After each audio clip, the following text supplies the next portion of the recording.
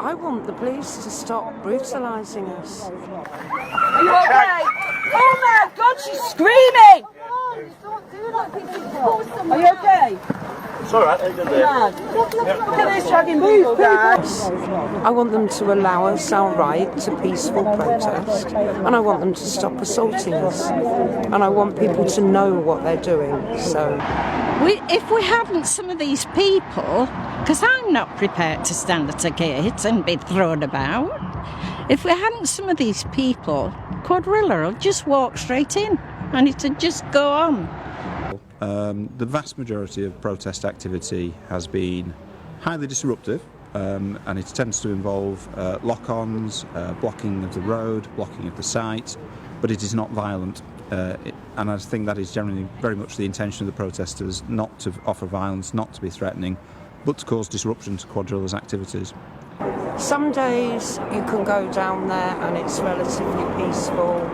Other days you can go down there and you are literally thrown about and assaulted all day long. Some days are bits of both. You not only don't know from one day to the next what type of policing or treatment you're going to get, you honestly don't know from 1 minute to the next. If there's an element of randomness in who is arrested, it can be off-putting for people to turn up because you simply don't know if you're going to be arrested on a particular day for doing something that was allowed yesterday. And so you could appeal to an officer and say, hang on a minute, we were doing this yesterday. It doesn't mean that you won't be arrested on the second day or the third day. Say a fellow protector on Friday who stood his ground, then did start moving along after the 5 steps had been given, and he was arrested. But our approach, right from the word go, has been that we want to have the very low-key policing operation.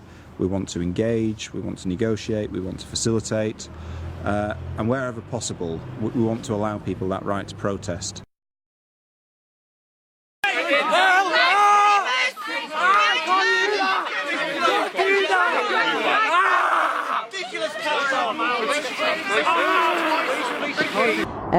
Miranda, another girl, she's a local councillor, she's been pulled, pushed, torn all the ligaments in her knee, all because she does not want fracking in this area.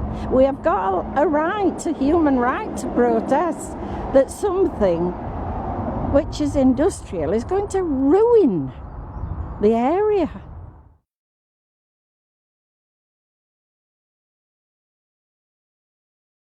We've come here today to hand in a letter organised by Netpol that had been signed by a lot of people who have been annoyed and upset about the policing at Preston New Road fracking site.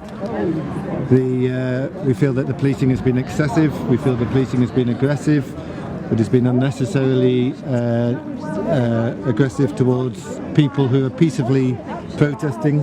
Our rights to protest have been trampled on, basically, taken away.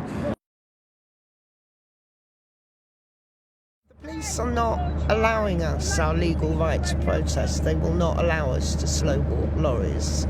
3 weeks ago, when we tried to slow walk the lorry, the police threw me off my feet and knocked me unconscious. I feel safer doing this. That sounds really weird, doesn't it? But nobody's going to throw me off my feet and knock me out today.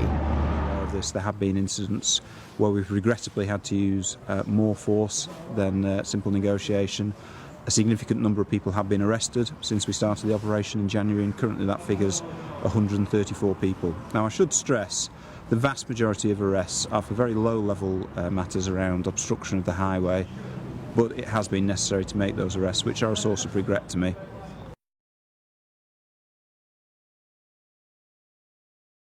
I'm here most days, and every day the police are using force on the protesters, and it seems to be a different justification every time. Forcefully against the van, struggling, saying, why are you doing this? I'm not even obstructing, you know I don't obstruct the vehicles. But yeah, this time he had got a baton out on me.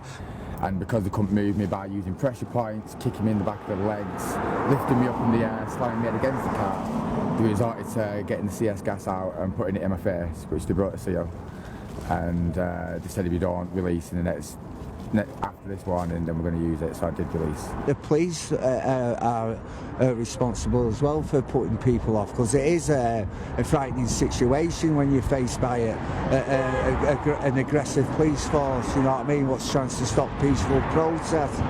They are just throwing the protesters around like animals.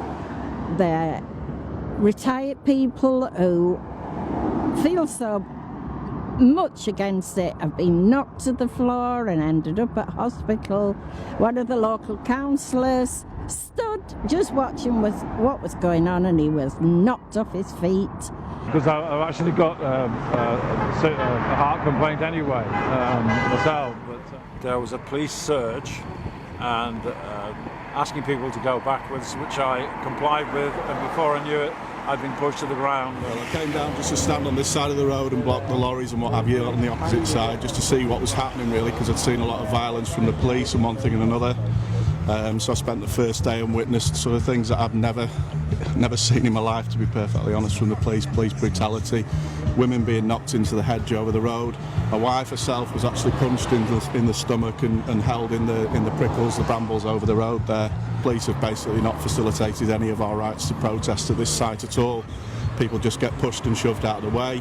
We've tried to slow walk, we've tried other methods, other peaceful methods, and it's not worked, so I felt like I was compelled to do something that actually would take back a little bit of control and actually allow myself to protest peacefully. Well, I think it confuses a lot of people, particularly people that maybe haven't been before or seen the development of how policing has changed, because it's inconsistent, and it's inconsistent for those officers as well, because they're not often the same ones on a, you know, they're on a rotation, and I don't know at what point they come back onto the site, so they often don't know what they're dealing with, who they're dealing with, and how to deal with them.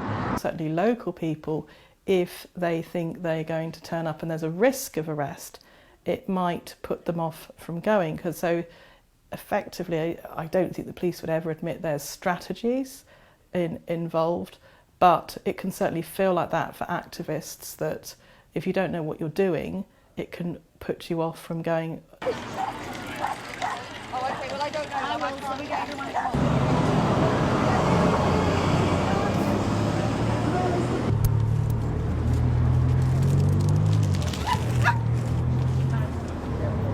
There are things we could be doing better, then I am happy to learn those lessons.